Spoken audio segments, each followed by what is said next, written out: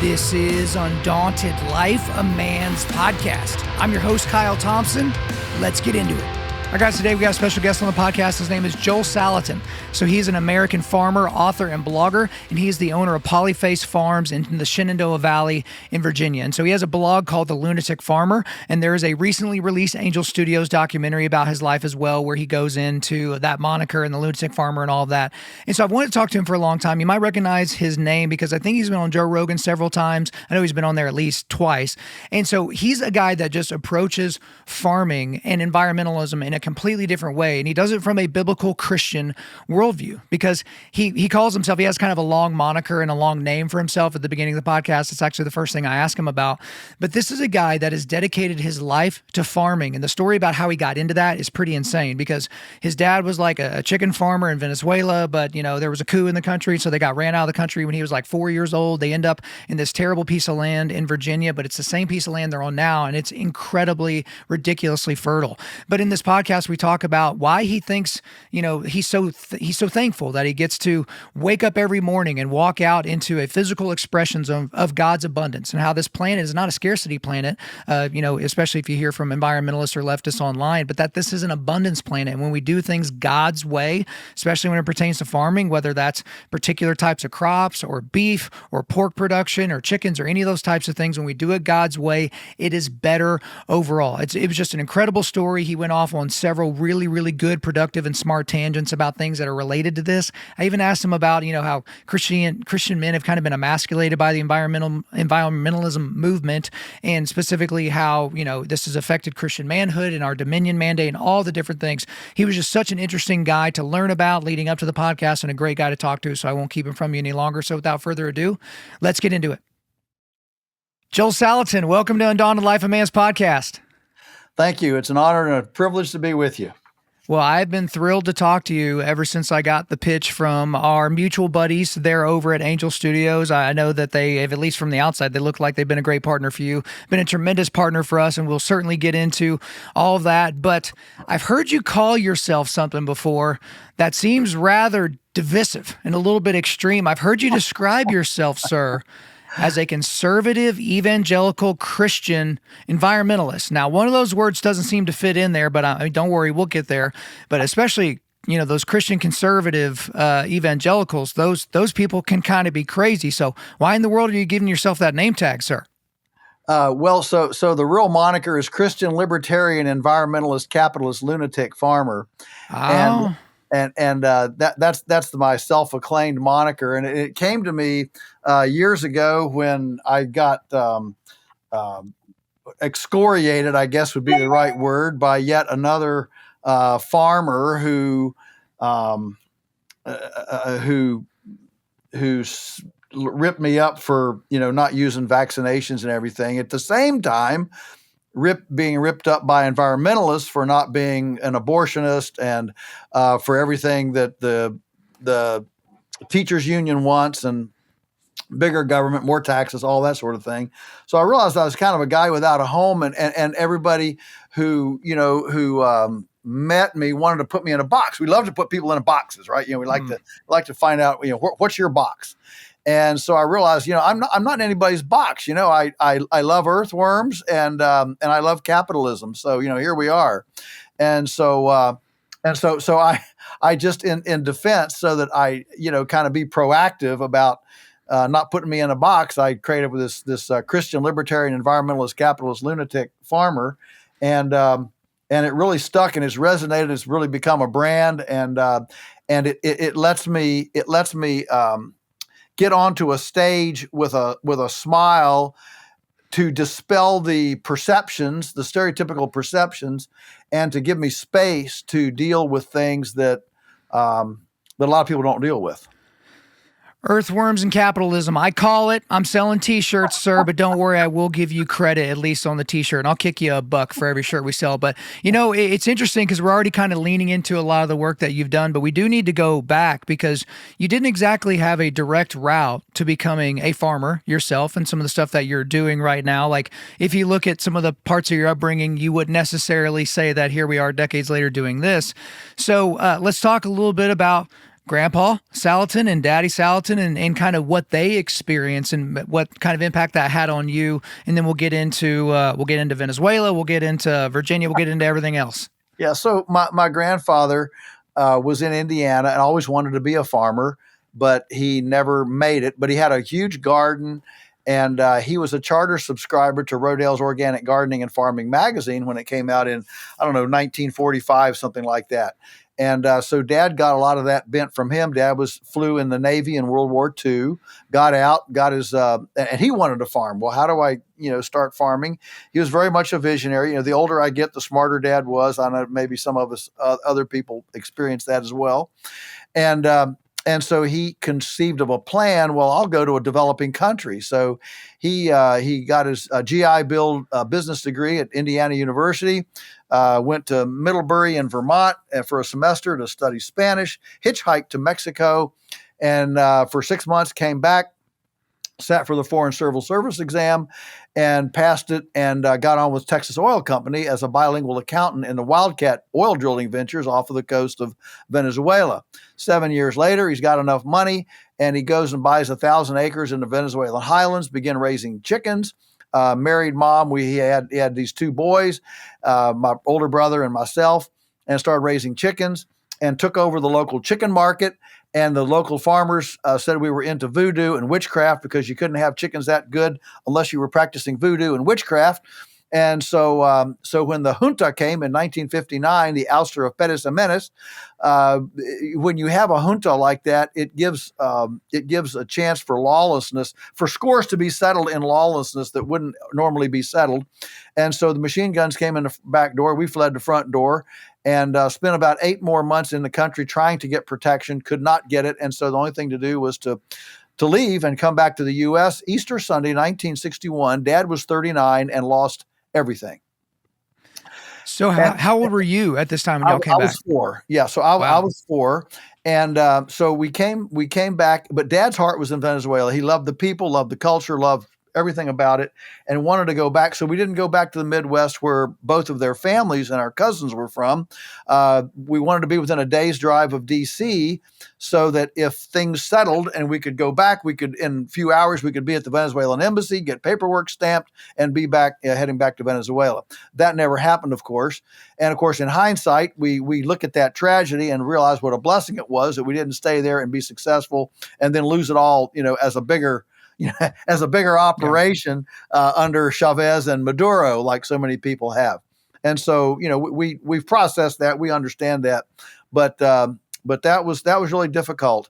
And so we started on this gullied rock pile here in Virginia, Shenandoah Valley, near Stanton, Virginia, and started over. And Dad, again, well, how do I make a living on this little farm? So we had all these experts in.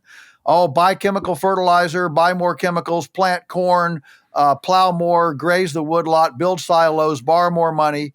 Well, Dad knew that wasn't the right thing to do, so he took a job in town. Mom took a job as a school teacher. The off-farm jobs paid for the mortgage, and the farm went into an extended experimental mode. And Dad was very much a visionary and was reading, fringe type stuff, everything from, a non-chemical farming and composting to, grazing management and different things. And so, we had this wonderful kind of a glorified homestead to experiment on, so that now I'm getting up to be a teenager. I want to come back to the farm. How do I get to this farm, full time? And this is Watergate, Nixon era, mid 70s. And I know I have an ability, I write really well. And so I'll go into journalism and go find my deep throat and, expose the next president, bring him down and make my bestseller and then retire to the farm, hopefully before I get too old. And so that was kind of my idea. So I got on at the local newspaper in high school, worked there answering the phone on Saturday nights throughout my junior and senior years in high school, and just loved it. Loved, the hearing the squawker go off and the wrecks and the fires and all that stuff, and taking police reports and obituaries and all. I mean, they didn't let me do, the major news writing, but I loved the newsroom, and they liked me, and they said, well, as soon as you get out of college, come back and we'll put you on. And so so suddenly I had, oh man, I can stay home. I can stay here on the farm, live here, and I can, hopefully we can finagle something out. And so that's exactly what I did. I got out of college, came back, and worked at the newspaper then. And by that time, Teresa and I had married. We fixed up the attic in the farmhouse, lived on $300 a month, drove a $50 car. If we didn't grow it, we didn't eat it. We never went anywhere. We didn't eat out. She was a great, she could can, sew, cook, everything. And so we lived cheaply and saved half of my paycheck. So in 2.5 years, we were able to save enough that I could come back to the farm for 1 year without a salary. We made the jump September 24, 1982. I didn't think we would make it, but we did. We actually did. And Joel, and here we are. And here we are. I definitely want to talk about that. But you mentioned something that was interesting about your dad. And so I want to back up to that because you said, well, my dad obviously wasn't going to do that, what the experts had said. But, I was thinking I have a tendency to be very trusting of experts. Obviously, since 2020, that has taken quite the hit, right? But he had all these experts that he himself brought in, right, to give him an idea about, okay, what do I do with this land? And because it's certainly not the lush land that you have today, which we are certainly going to get into more. Right. But why? Like, why did your dad, was it just something inside of him? Was it God telling him like, hey, yes, this is the conventional wisdom, but just hang tight, go a different route?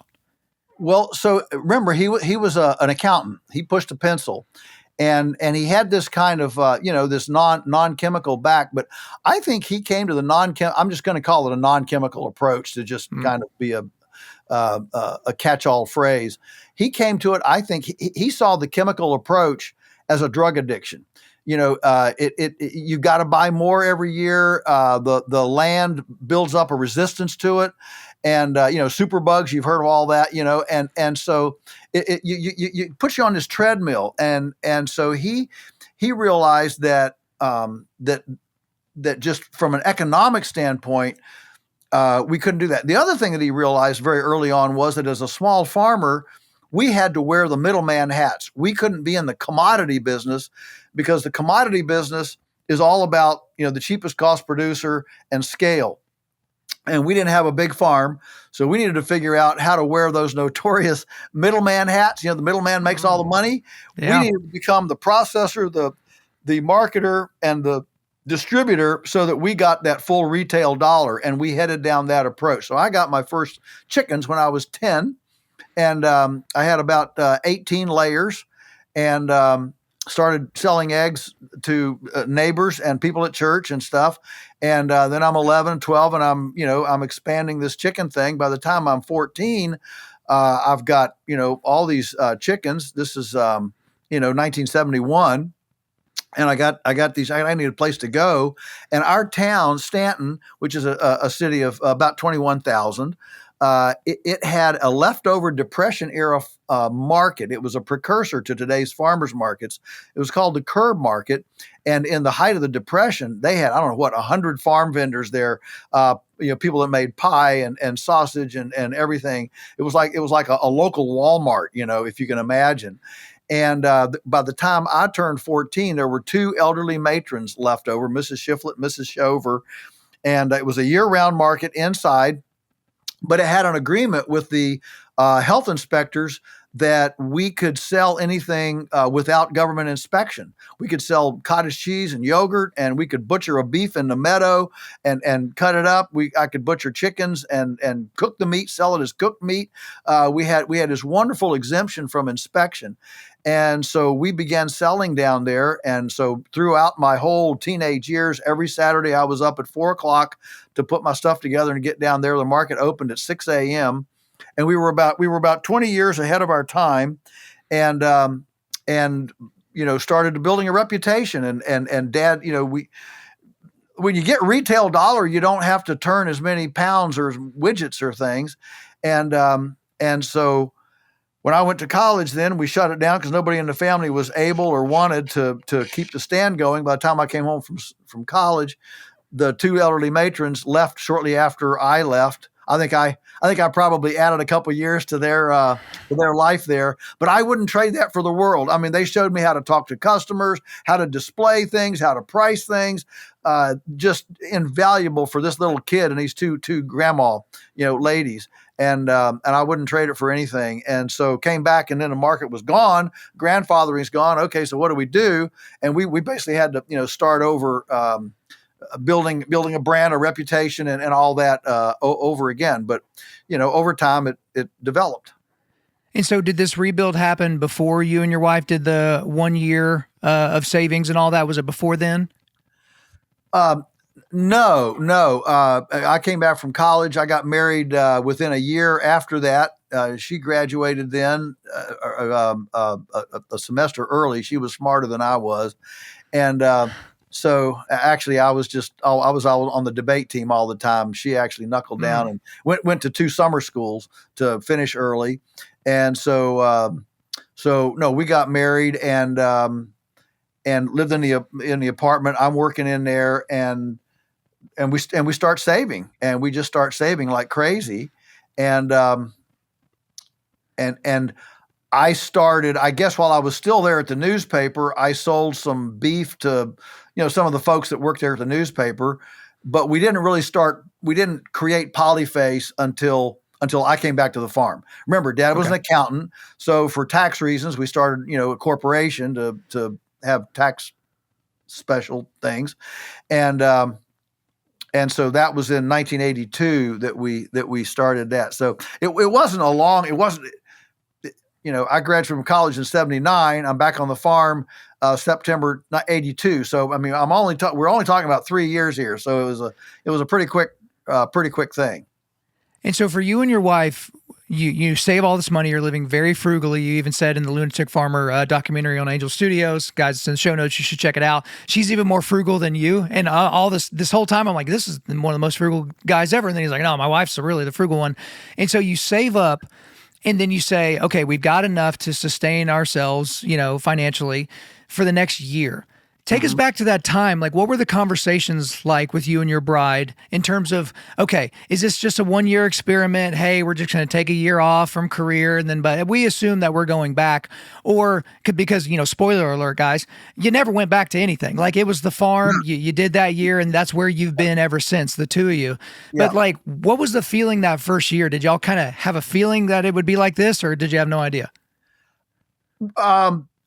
About 50-50. Okay. But bless her heart, she trusted me. She trusted me to make whatever happen had to happen. We had Daniel by that time. We had our first son at that point. And so she's, wrapped up with him. And of course, then, she's here. I mean, she was my sidekick. I mean, she drove the tractor. We just did everything together, and so it was a wonderful way to start a marriage. We were just here together, didn't have any money, but we had each other, and we had a dream. We had a dream to farm full time, and our mission statement was very simple. Make a living on the farm. And so that's the way we proceeded. It took about 3 years for us to get to where we could exhale. But remember, she could sew anything. We had a big garden. I mean, she canned, 800 quarts of stuff a summer. We ate out of the garden. We just didn't buy anything. And the big surprise, the thing that surprised me was how our expenses came down even further, because not having to drive to work every day, we went from filling up the gas tank from once a week to once a month. We and the slippage on the farm. I was there when the green beans needed to be weeded. I was there. I didn't have to wait till I was home from work, on Saturday. I was there for every, cow that birthed. If she had trouble, I could help her, have a live calf and not come home and find a dead calf. Those kind of what I call slippage. A lot of things in farming are very time sensitive. And so by being here, we were able to, to be in that in that realm. And I was picking up whatever I could do. I did a couple odd jobs, helped a guy plant trees one spring. I helped, I put in a bunch of fence posts for a guy by hand through some woods so he wouldn't have to cut the trees. And, and when you're doing a couple cash things like that and you're living on $300 a month and you get, $900 for a job, for a little, side gig, that goes a long way, to making things work. And so that's kind of what we did. And it stretched that little nest egg out, and we were able to make it. Hey guys, real quick. As you've heard me describe before, I am incredibly conservative about the supplements that I take. I spent years being terrified of putting different products in my body because I didn't know what they were made with or if it was going to be kind of fly-by-night companies using all kinds of crazy ingredients. So I've always wanted to partner with an American company that only uses the highest quality ingredients, and that's why I want to remind you that we are partnered with Jocko Fuel. Jocko Fuel is Jocko Willink's supplement company that is based here in the United States. So what are some of my favorite products that they make? So they make whey protein powder, and guys, they just released a cookies and cream flavor not that long ago, and it is ridiculously good. Make sure you use it with milk. It makes it even better. They also make clean energy drinks. I finally decided what my favorite was, and that's pink lemonade. That is my favorite of all their flavors. But they also have the best tasting greens powder on the market. I prefer the peach flavor myself. They also make pre-workout and ready-to-drink protein. So I actually mix the ready-to-drink protein in my boys' milk, and they love it. They're constantly like, Dad, banana milk, banana milk. So we got to hook that up in the Thompson household. But I also use their krill oil, fish oil, creatine, vitamin D, and their sleep aids. And guys, they've got new stuff coming out all the time and a bunch of stuff I didn't even have time to mention. Guys, if you take your health and wellness seriously, then you simply can't afford to put cheap and inconsistent supplements inside of your body. Try Origin out today by going to www.jockofuel.com. That's jockofuel.com. Use the promo code Undaunted to get 10% off your order. Again, that's jockofuel.com, promo code Undaunted to get 10% off your order. It's such a cool story for early marriage. I mean, my wife and I started in a 500 square foot duplex. And I mean, I've told the story before, but we splurged and bought one of those big pizzas from Sam's. And, that was like going to be 2 or 3 meals for us. And we get back to the house and the fridge was too small because the place we were living in had this tiny fridge. And so but hey, blessing, it was below freezing and there was ice on the ground in Oklahoma at the time. So I'm like, oh, I'm smart. I went to college. I'm just going to set this on the back porch, right? And then we'll cook it in the morning because no one's going to cook a pizza and eat it at 9 o'clock at night. Well, we get out there the next morning and some varmint, something had got in there and had eaten the inside of the pizza. Yeah, a raccoon or something. And I mean, we're sitting there and I'm looking at that as like a microcosm of my inability to be a man and to like, provide and all the stuff. And so it's a funny story now. It certainly wasn't funny at the moment, but it's funny now looking back. But you have so many of those stories. But one thing that was interesting about the documentary and looking at some of your work, and then we'll get into some more specifics. So we're still just kind of flying over. It kind of seems like, I don't know if it coincided with every decade or every half decade. It seemed like you would learn so much about a particular thing that it would just aid in your overall ability to be more effective on this land. And so let's talk about the process that you went through over the years, because initially, as you mentioned, the land was not for like this beautiful, lush land that it is today. But over the years, you would just learn a little here and learn a little there. And then now you have this, bustling place that people are coming from all over to check out. So just talk to me a little bit about that process of, okay, you've gotten through the first 3 years. You can breathe, right? You can exhale a little bit. But now it's like, okay, how do we really start to maximize? So I think a lot of our success has been somewhat serendipitous. We didn't make a 20-year plan. We've never made a business plan. We just try to be faithful. And so I'm learning, how do we run the cows better? We added the chickens, and then eventually we added pigs. We were never really interested in raising hogs, but I was at a seminar and saw some pigs on top of a pile of horse stable cleanings, steam coming up on it, and I had this revelation, epiphany about, well, we don't have to make compost by all this labor of turning it and all this stuff. We can let the pigs do that. So we started, having the pigs do that kind of work. I had a little portable chicken thing on bicycle wheels. 40 chickens in there on bicycle wheels. I moved it around with a little some fence that I could kind of a hexagon, three trifold gates that I could kind of, fold together and move around. Anyway, one day I'm moving that thing, and we'd had the cows in there a couple of days before, and the chickens moved into where the cows were, and I saw the cows rip up, go for all the cow patties, eat out the fly larvae, and spread all the cow patties out. My lands, the lights went off in my head. I said, "Wow, chickens could do this." And so I quickly fixed the little thing little house so it would put on a 3-point hitch on a tractor, started moving it behind the cows. And suddenly, they eliminated all the flies. They spread out the cow pies and ate half the feed they were eating. And so then the next year I built an eggmobile. That's how the eggmobile was born. And so a lot of it is just how do I figure out how to do this without spending any money? How do I do it by allowing an animal to express its gift and its talent? A pig to root, a chicken to scratch, those kind of a cow to mow. How do I tap into those in their fullness of distinctive expression? We could say their glory, and so by observation and looking at, well, how did God design this?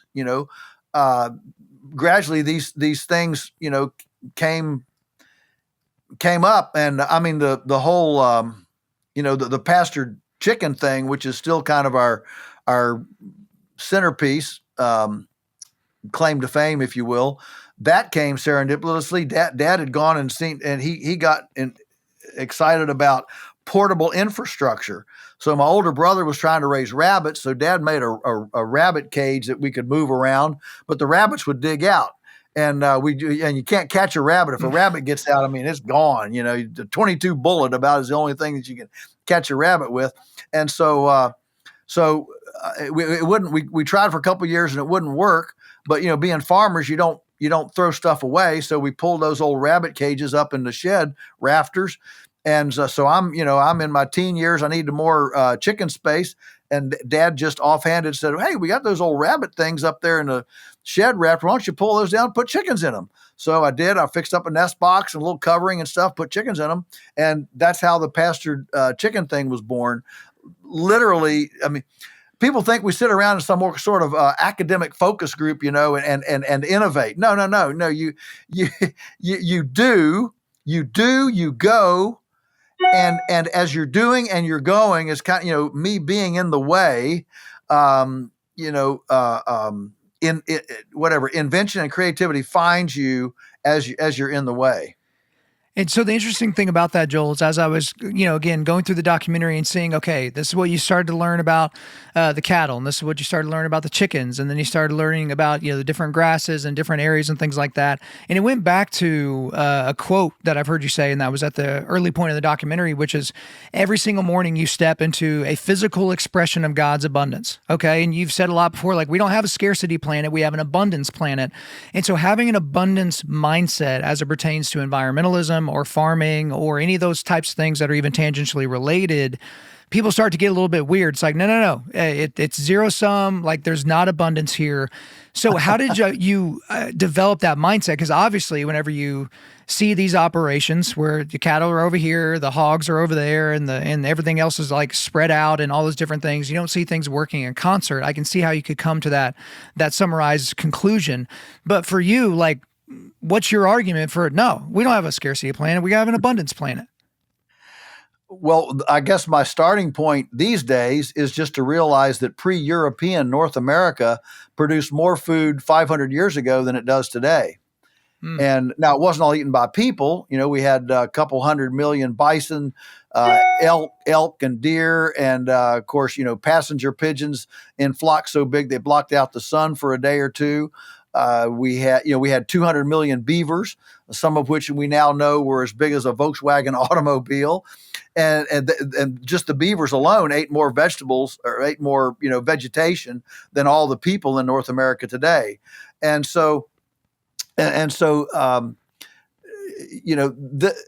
this abundance has several principles with it.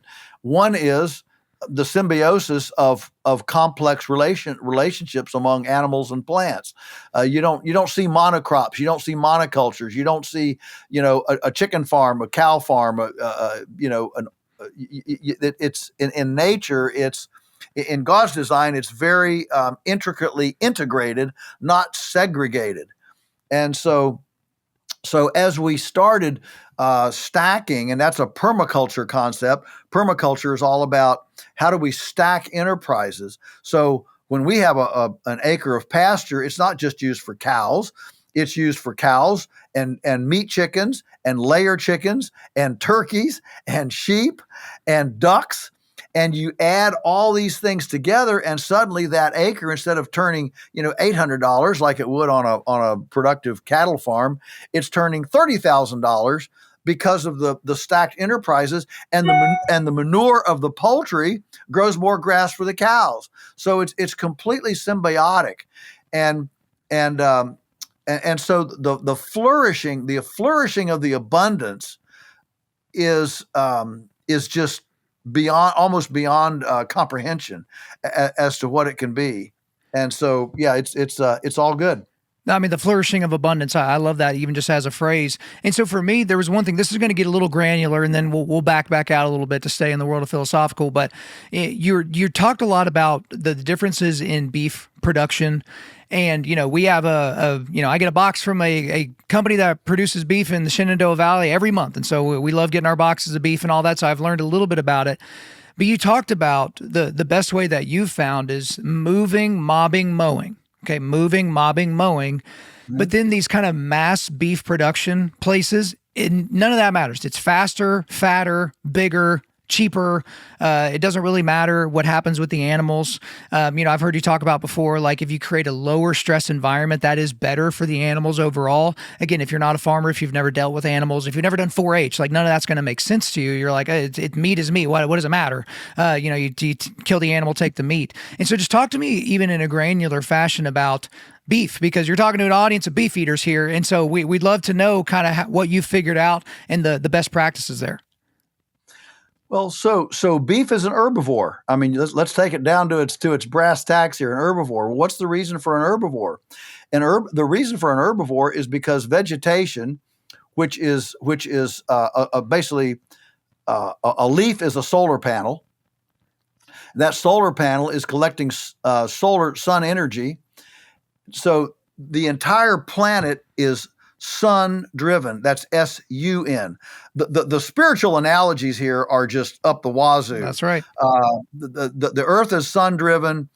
Our spiritual life should be sun driven, SON driven. Okay. That's where the energy comes from.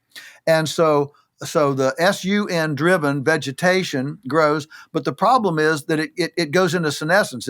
Grass grows up, and then it goes into senescence and quits and turns brown and quits metabolizing sun energy into a vegetative growth.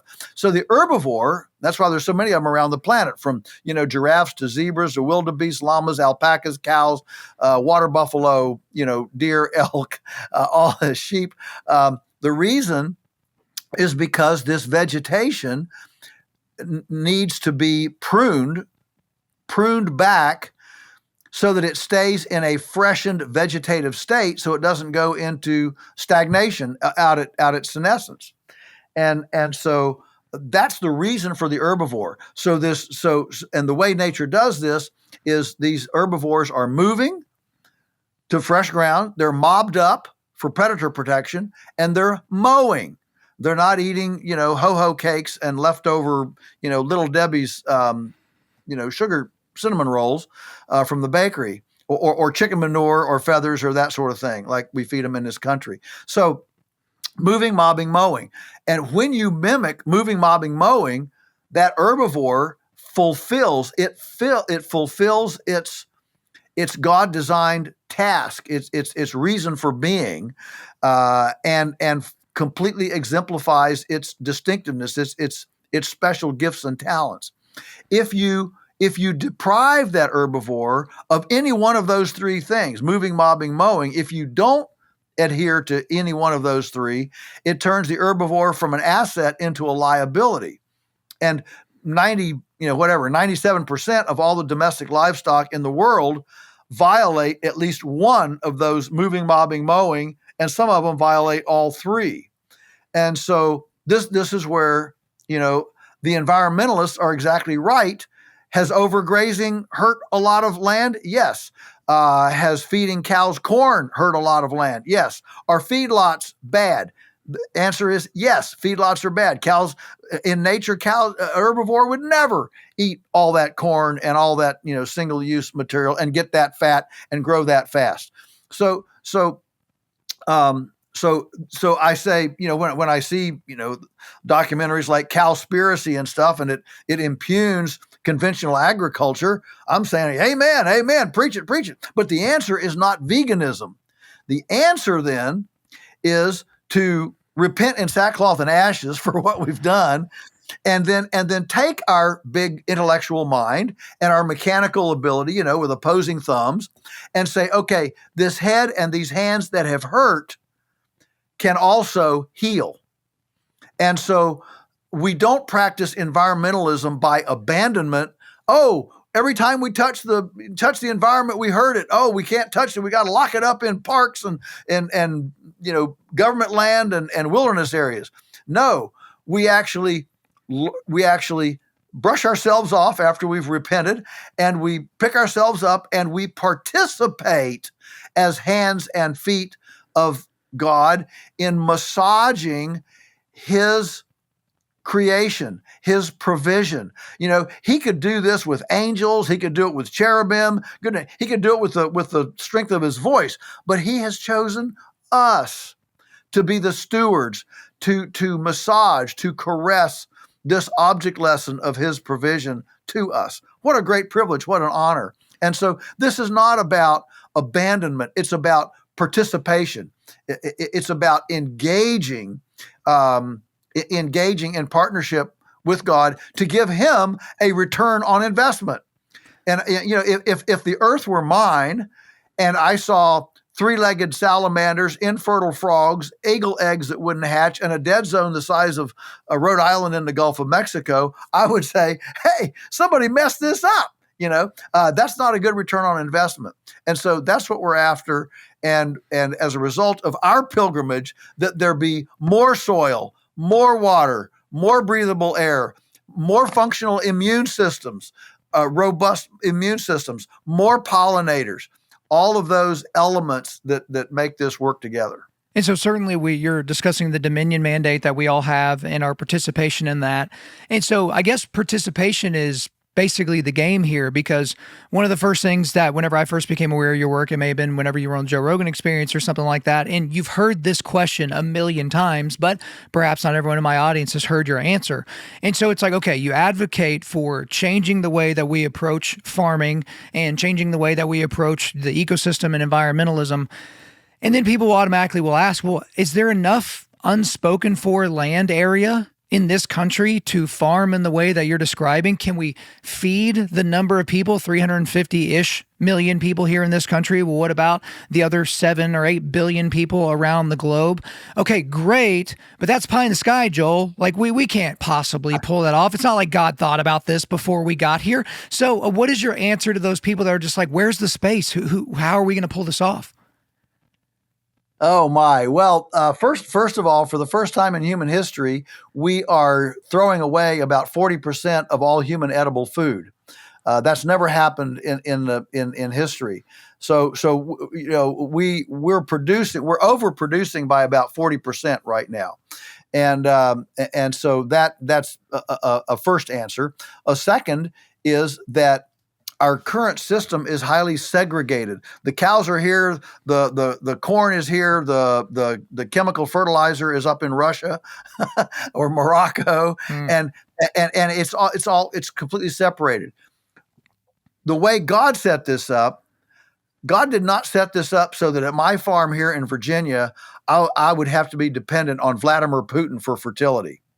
He set it up so that everything that I need to be fertile is right here in situ. It doesn't need to be shipped from elsewhere. And so as we do this, the truth is that the productivity per square yard per acre goes way, way up. I mean, in Augusta County, the cow days per acre, a cow day is what one cow will eat in a day. In Augusta County, where we live, the cow day per acre average is 80 cow days per acre. On our farm, we average over 300 cow days per acre. And so if that happened throughout the county, throughout the state, throughout the nation, we could double our production very, very quickly. We have, and if you want to, go a little bit further, with our outdoor pigs, for example, our pastured pigs, we don't save any feed, but we use marginal land. How much marginal land is it? Every state forest, every national park, every Forest Service land, every Bureau of Land Management. There is so much unused land in this country. And of course, I'd be in favor of the Bureau of Land Management disbanding and selling all that to individuals to be able to, grow stuff on instead of having it just wasted. But anyway, we are not lacking for land. We've got 35 million acres of lawn. We've got 36 million acres housing and feeding recreational horses. That's enough to feed the whole country without a single farm. We've got land up the wazoo, and not only that, but the U.S. does not have to feed the world. I travel in a lot worldwide doing seminars and meeting farmers, meeting people, and listen, U.S. exports have caused way, way more harm than good throughout the planet, especially in Africa with free food, and it displaces the local economy, and every country in the world can feed itself. There's not a country in the world that can't feed itself, and including us. And so, hoe your own garden, feed yourself, and we'll be just fine. There's plenty of land. Okay, and so Joel, that's the it can happen part, but now it's the will it happen? Okay, because obviously you don't just have these large cattle and chicken and whatever else operations being operated by robots, at least not yet. AI revolution and whatnot. But as of right now, there are people that have a very vested financial interest in keeping things precisely the way that they are. They donate money to some environmentalist causes here and there to get the people off their back so that they're not outside the gates of the facility screaming with their purple hair and their flags and all the things. But for the most part, they're just trying to keep the gravy train running. So it can happen. It is possible, specifically in this country, but will it happen? And what's in the way of it happening quicker? Oh, well, the first thing that's in the way of it happening quicker is the USDA. Okay. The subsidies that incentivize monocrops and make cheap corn, cheap soybeans, and skew everything, including SNAP benefits and that sends $10 billion to Coca-Cola, Dr. Pepper, and Mountain Dew. So there's a perverse incentive in the country for doing this sort of thing, and a perverse incentive with the government involvement in healthcare. It makes people lackadaisical about taking care of their own health. And so you have a cheap food policy that perversely incentivizes the worst kind of foods instead of the best kind of foods. And then you have a medical interventionist system that makes people think, well, whatever happens, the government will take care of me, and I'm not responsible for my decisions. You add those up, and suddenly you've got an extremely irresponsible populace that is incentivized to buy junk.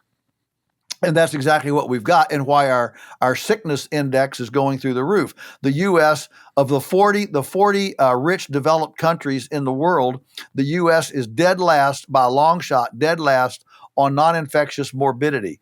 We like to have the best gymnast, in Simone Biles. We'd love to have the best baseball team. We'd love to have the best soccer team.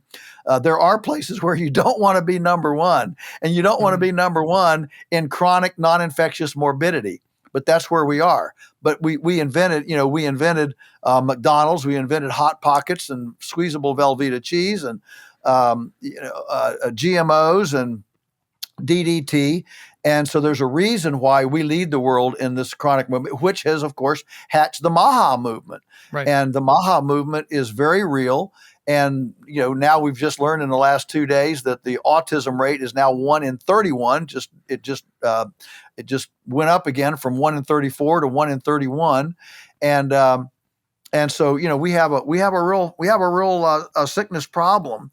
And so, what will it take? Well, it'll take individual people realizing I can't abide this junk anymore. Just like when you're in a liberal church and you get tired of being fed, baby stuff all day, and maybe you've got a woman pastor, and the denomination starts ordaining homosexuals. And I think I'm okay with your audience on this. I think you're okay.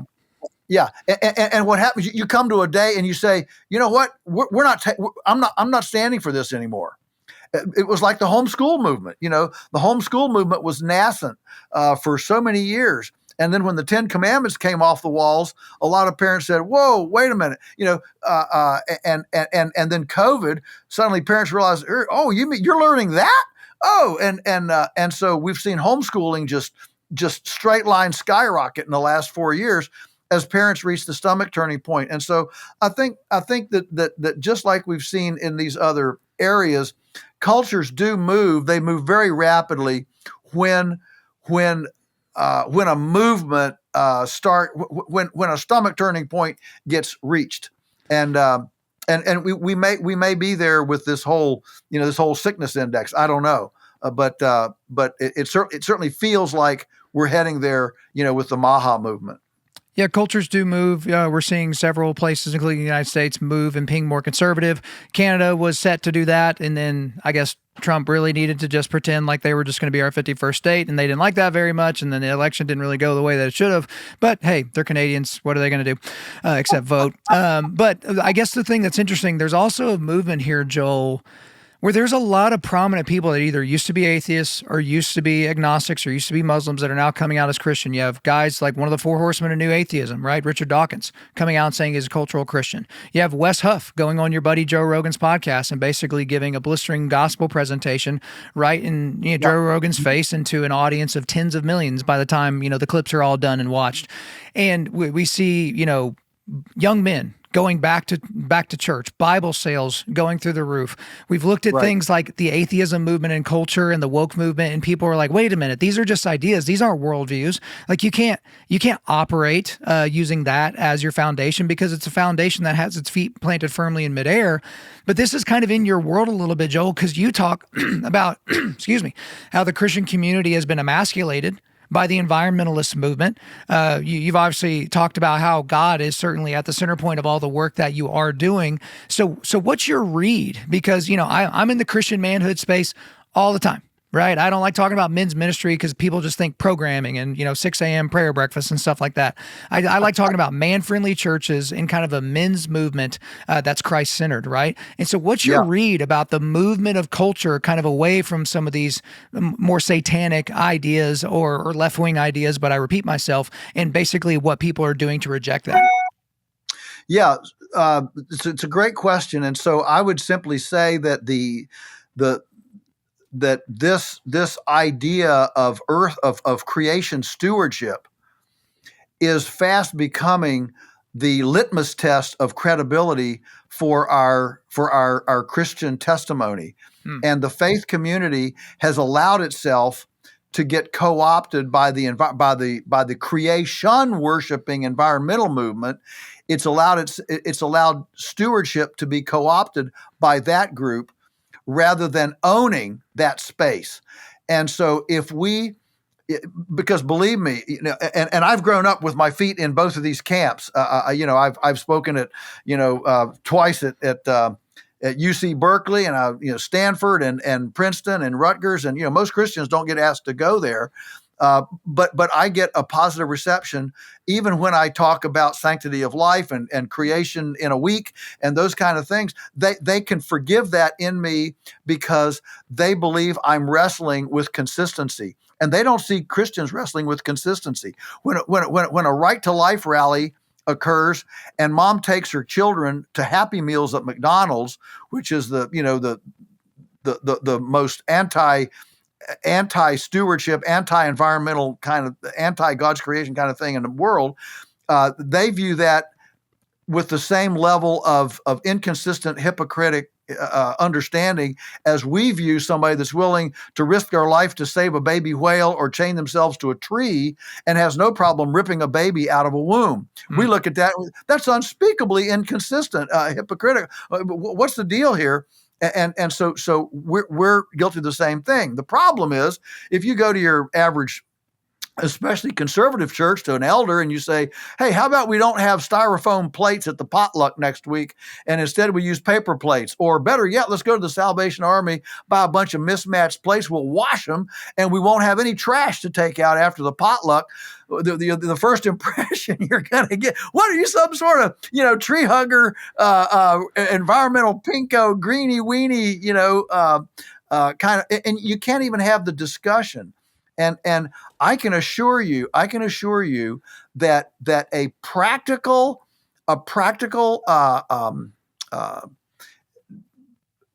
adherence, a practical intentional understanding of, does God care? Does God care how a chicken is raised? When you sit down for your meal and you look through that chicken and that pea and that carrot, and you see the landscape behind that, has your funding funded God's kingdom or Satan's kingdom? Has it funded a healing system or a sickness system? Has it funded a stewardship system or a rapist exploitive system?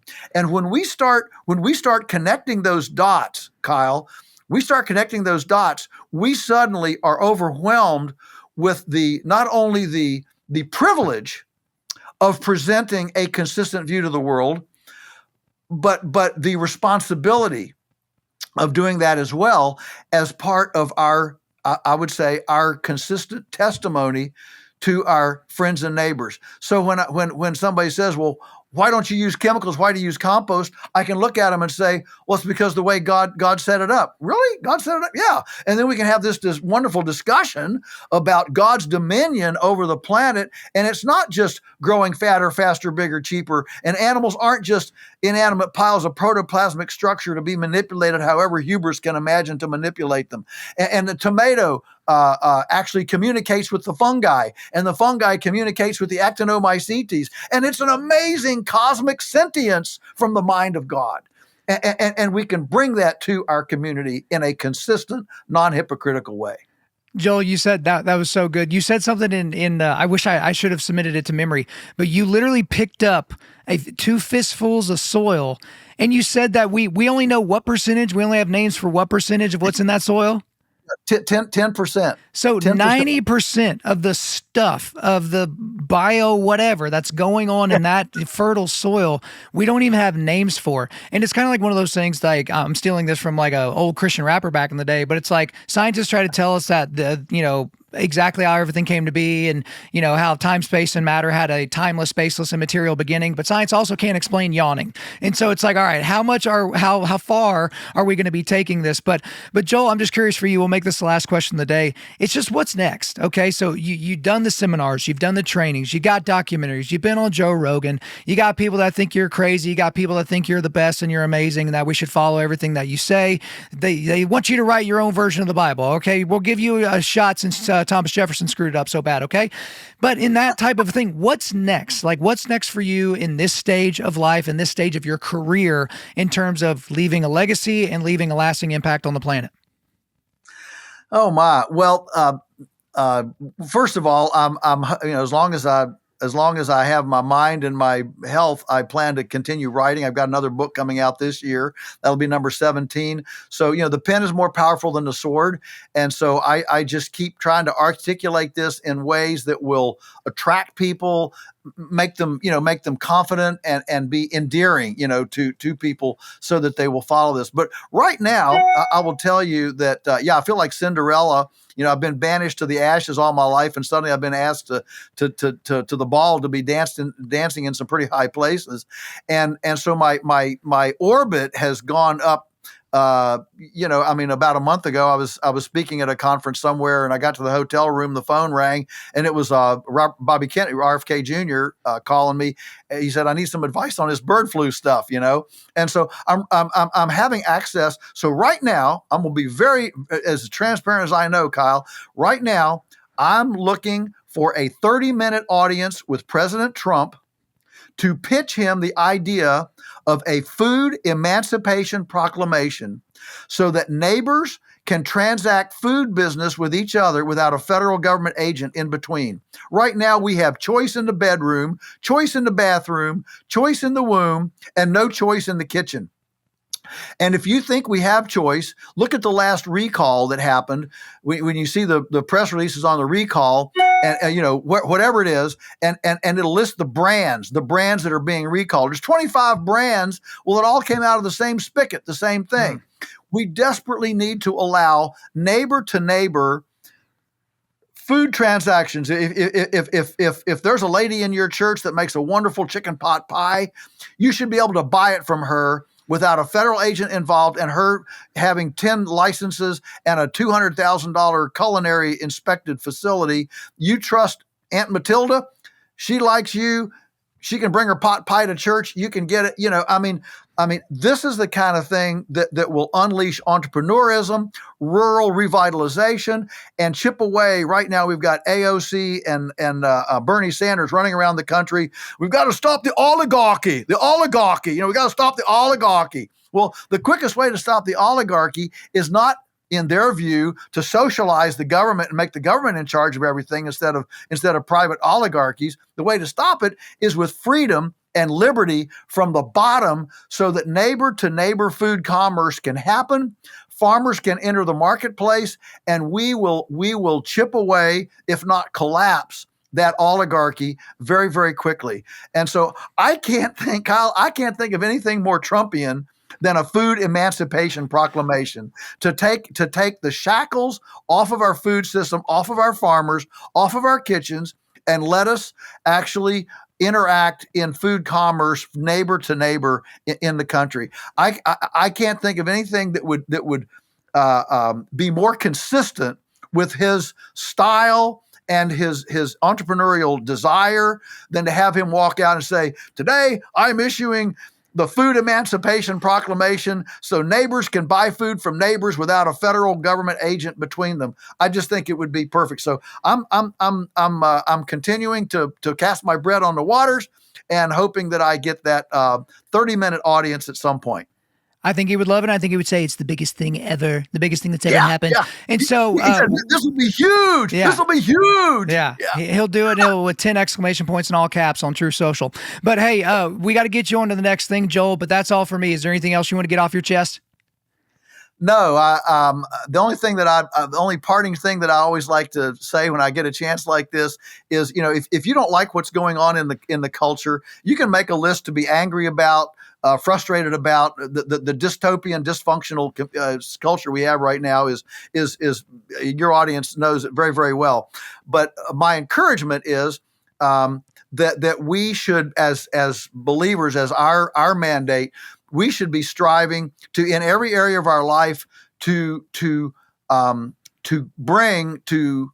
create new models, new ways of thinking, new ways of doing, so that we provide hope and help when everybody else becomes hopeless and helpless. That's what we can bring. Very good, Joel. Thanks again for coming on. Thank you for having me. There you go, guys. I hope you enjoyed my time with the Lunatic Farmer. But before we let you go, we are going to do a quick resilience boost. At Undaunted.Life, our mission is equipping men to push back darkness with content that forges spiritual, mental, and physical resilience. A couple links for you today. I've got a link to Joel's blog, thelunaticfarmer.com, and a link to Joel's Angel Studios documentary. And so, again, support Angel Studios, support the stuff that they make. And I was going to put a link in here to some of his specific books. But, guys, just go to Amazon. He's such a prolific writer. And so, as opposed to putting, 17 books is what he's on to now, as opposed to putting 16 links links there in the show notes. Go support your local bookseller, whatever, and buy Joel's work. Thank you for listening to this podcast. Wherever you're listening to this, please subscribe, rate, and leave us a positive 5-star review. If you want me to come speak live at your event or on your podcast, just shoot me an email to info@Undaunted.Life. That's info@Undaunted.Life. Follow us on Instagram and like us on Facebook, and check out our website for everything else, including how to donate to keep more content like this coming your way. Just go to www.Undaunted.Life. And as always, we want to thank the band Holy Name for allowing us to use their music for our content. The music on this podcast is their song Perpetua, which is off their self-titled debut album on Face Down Records. The links are in the description. I'm your host, Kyle Thompson. Remember, keep pushing back darkness, keep forging spiritual, mental, and physical resilience, keep seeking the Lion of Judah.